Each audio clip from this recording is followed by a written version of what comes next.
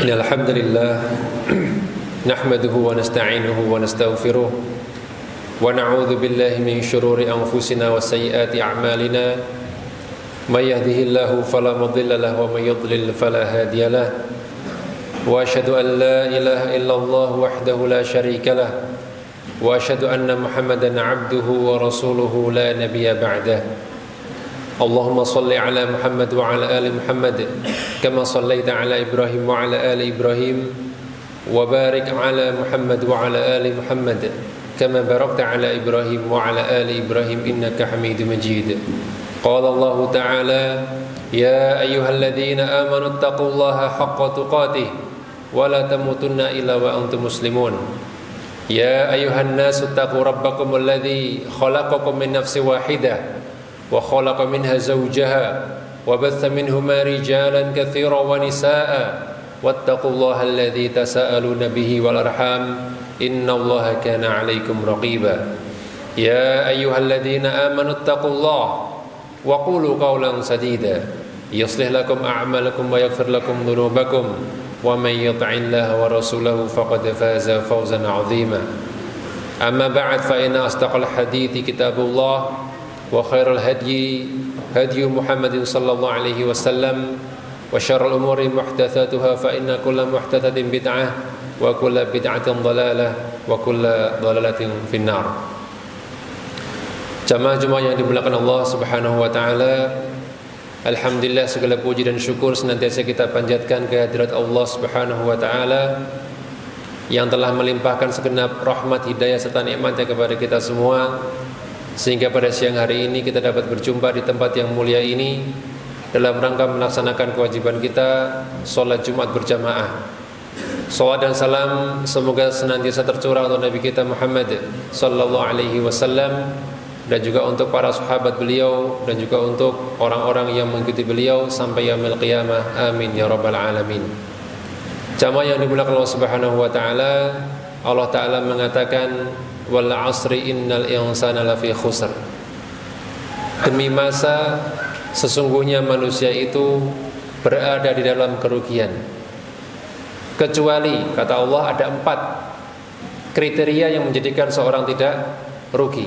Illal ladzina amanu wa 'amilus solihati wa tawassaw bil haqqi wa tawassaw bis sabr. Yaitu mereka yang beriman, beramal soleh, saling menasihati dalam kebenaran dan saling menasihati untuk bersabar. Maka jika seorang mengisi hidupnya dengan 4 hal ini, maka dia tidak akan rugi. Dan di antara 4 poin tadi, yang ketiga adalah saling menasihati dalam kebenaran. Saling menasihati menempati kedudukan yang sangat penting dalam agama kita.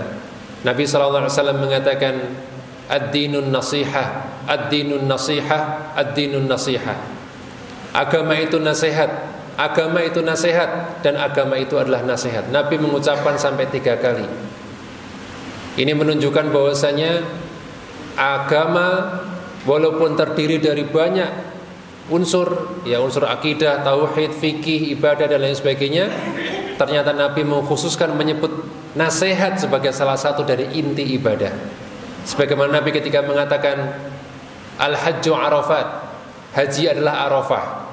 Padahal yang namanya haji bukan cuma Arafah, masih ada Mina, Musdalifah, tawaf, sa'i dan seterusnya. Namun menunjukkan bahwasanya Arafah merupakan inti dari ibadah haji. Begitu pula nasihat merupakan inti dari agama Islam. Maka nasihat ini dalam bahasa Arab berasal dari kata al-khulus. Ya, maknanya adalah al-khulus, yaitu memurnikan, yang artinya tujuan dari nasihat adalah memurnikan niat untuk kebaikan saudaranya. Yang namanya nasihat pasti ditujukan untuk kebaikan saudaranya, ikhlas, ya, memurnikan niatnya untuk kebaikan saudaranya. Ada juga makna lain nasihat dalam bahasa Arab, yaitu al-khiyatah, yang artinya menambal atau menjahit. Yang artinya nasihat itu sifatnya memperbaiki, bukan merusak, bukan kemudian mengumbar aib, merobek-robek kehormatan. Ini namanya bukan nasihat. Maka nasihat yang benar pasti didasari oleh 2 hal. Yang pertama, niat tulus untuk kebaikan saudaranya. Yang kedua, bersifat memperbaiki dan bukan merusak. Maka di antara bentuk ketika seorang menasihati temannya, tentu dia berusaha untuk kebaikan temannya. Kalau dia benci dengan temannya, dengan saudaranya, maka tidak mungkin yang keluar itu akan berupa nasihat. Maka pasti, ya, sebagaimana sabda Nabi sallallahu alaihi wasallam, la yu'minu ahadukum hatta yuhibba li akhihi ma yuhibbu li nafsi. Salah seorang di antara kalian tidak akan beriman dengan sempurna sebelum dia mencintai kebaikan untuk saudaranya sebagaimana dia cinta kebaikan untuk dirinya sendiri. Ya. Maka dalam rangka kita menasihati sama muslim, kita perlu menerapkan adab-adab dalam menasihati. Di antara adab nasihati yang pertama adalah hendaknya dia memurnikan niatnya untuk Allah Subhanahu wa taala. Karena nasihat merupakan ibadah, dan ibadah itu diniatkan untuk mendapatkan pahala dari Allah Subhanahu wa taala. Maka yang pertama, niatkan untuk kebaikan saudara kita dan niatkan untuk pahala dari Allah Subhanahu wa taala. Itu yang pertama. Yang kedua, hendaknya seorang itu ketika menasihati, dia menasihati di atas ilmu. Dia mengilmui apa yang mau dia nasihatkan. Jangan sampai apa yang dia nasihatkan, dia sudah punya niat baik, ternyata dia malah menyesatkan. Ketika seorang misalnya kehilangan barang, kemudian dia malah menasihati supaya pergi ke dukun, ke paranormal. Ini bukan nasihat yang benar, karena dia tidak mengilmui bahwasanya itu justru malah menjerumuskan saudaranya. Maka ilmuilah tentang apa yang perlu kita nasihatkan. Yang ketiga, hendaknya seorang yang menasihati berusaha untuk mengamalkan nasihatnya sendiri. Ya. Walaupun bukan syarat menasihati harus sudah mengamalkan dulu, tidak, tapi punya tekad untuk mengamalkan sendiri nasihatnya. Allah Subhanahu wa taala mencela orang-orang Yahudi di mana mereka cuma bisa ngomong namun tidak mau melaksanakan nasihatnya sendiri.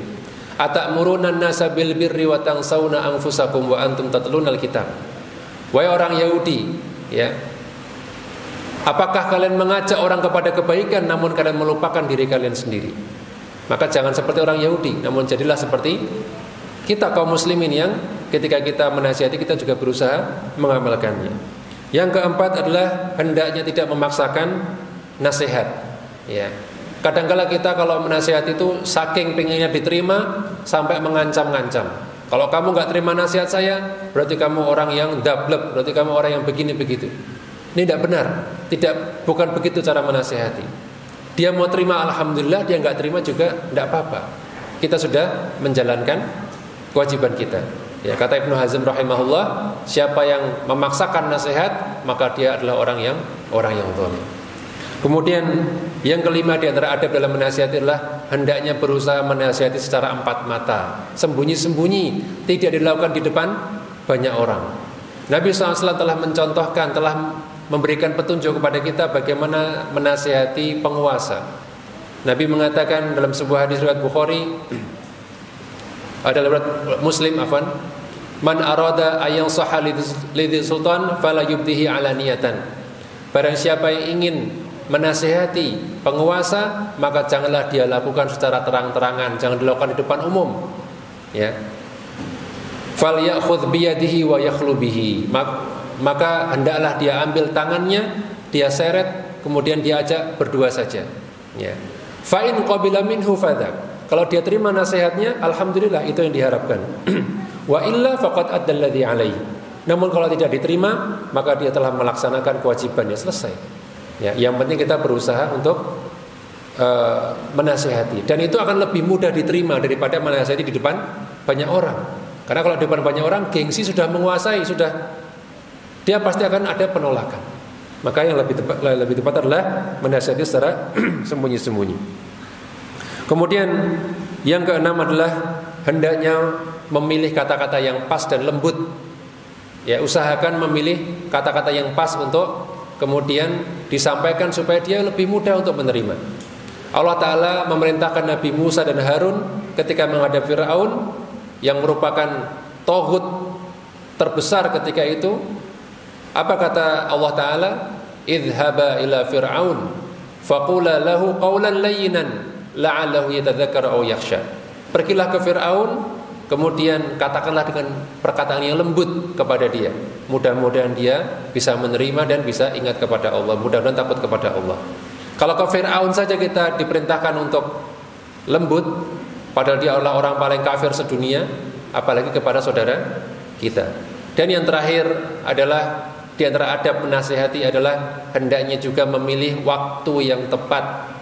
Karena tidak setiap waktu itu adalah waktu yang tepat. Tidak setiap kemudian kita melihat sesuatu yang mungkar, sesuatu yang perlu dinasihati, tidak selalu bahwa saat itu merupakan saat terbaik. Boleh jadi kita tunda dulu. Mungkin saat ini orang ini sedang tidak bisa menerima. Barangkali dia sedang marah-marahnya atau sedang sedih-sedihnya. Ketika kita ngomong pun tidak akan masuk. Begitu kita tunggu reda, kita tunggu suasana yang pas, atau kita melihat satu momen yang tepat, baru kita sampaikan. Insya Allah itu akan lebih mudah diterima. Aku qouli hadza wa astaghfirullahi wa lakum wa lisa'iril muslimina innahu huwal ghafurur rahim.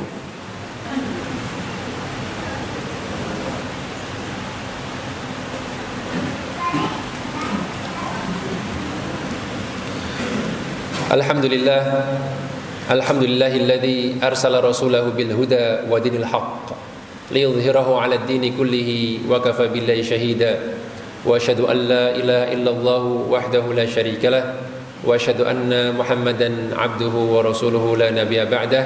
Allahumma shalli 'ala Muhammad wa 'ala ali Muhammad kama shallaita 'ala Ibrahim wa 'ala ali Ibrahim wa barik 'ala Muhammad wa 'ala ali Muhammad kama barakta 'ala Ibrahim wa 'ala ali Ibrahim innaka Hamidum Majid.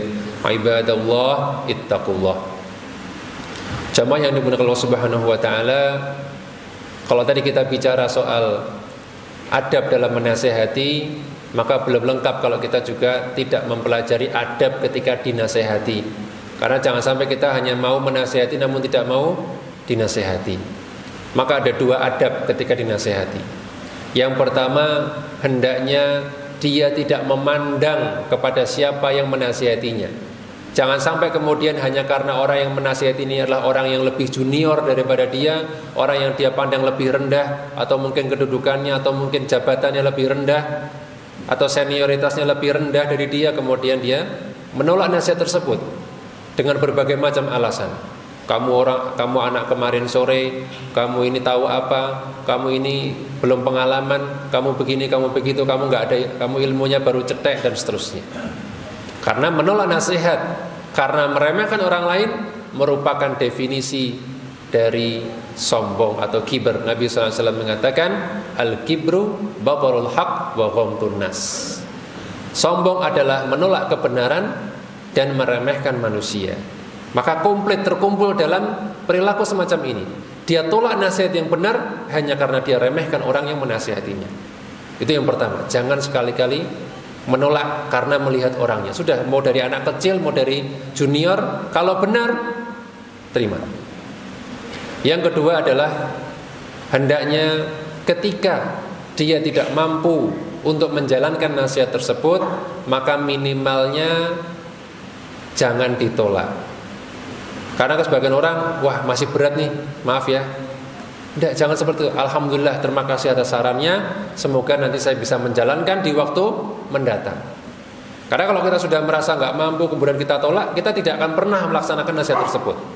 Tapi kalau kita sudah menerima, mudah-mudahan kita sudah punya tekad, semoga nanti bisa kita laksanakan. Ya, semoga Allah jadikan kita sebagai umat yang saling menasehati satu sama lain, ya, mudah menerima nasihat dan juga mudah menerima nasihat. Dan semoga Allah Subhanahu wa taala tolong kaum muslimin di berbagai tempat di dunia, ya, di belahan bumi Indonesia maupun di Palestina maupun di tempat-tempat lainnya. Semoga Allah berikan keberkahan dan semoga Allah, ya, pertemukan kita sampai akhir Ramadan, sampai Ramadan berikutnya. Amin ya rabbal alamin. Ya, innallaha malaikatahu yusholluna 'alan nabi ya ayyuhalladzina amanu shallu 'alaihi wa sallimu taslima. Allahumma shalli 'ala Muhammad wa 'ala ali Muhammad kama shallaita 'ala Ibrahim wa 'ala ali Ibrahim wa barik 'ala Muhammad wa 'ala ali Muhammad kama barakta 'ala Ibrahim wa 'ala ali Ibrahim innaka Hamidum Majid. Allahumma ighfir lil mu'minina wal mu'minat wal muslimina wal muslimat al ahya'i minhum wal amwat innaka sami'un qaribun mujibud da'awat. Rabbana taqabbal minna salatana wa ruku'ana wa sujudana wa kaffir 'anna sayyi'atina wa tawaffana ma'al abrar. Rabbana ighfir lana wa li ikhwanina alladhina sabaquna bil iman wa la taj'al fi qulubina ghillan lil ladzina amanu rabbana innaka ra'ufur rahim. Rabbana atina fid dunya hasanah wa fil akhirati hasanah wa qina adzabannar walhamdulillahi rabbil alamin. alamin. Aqimus shalah.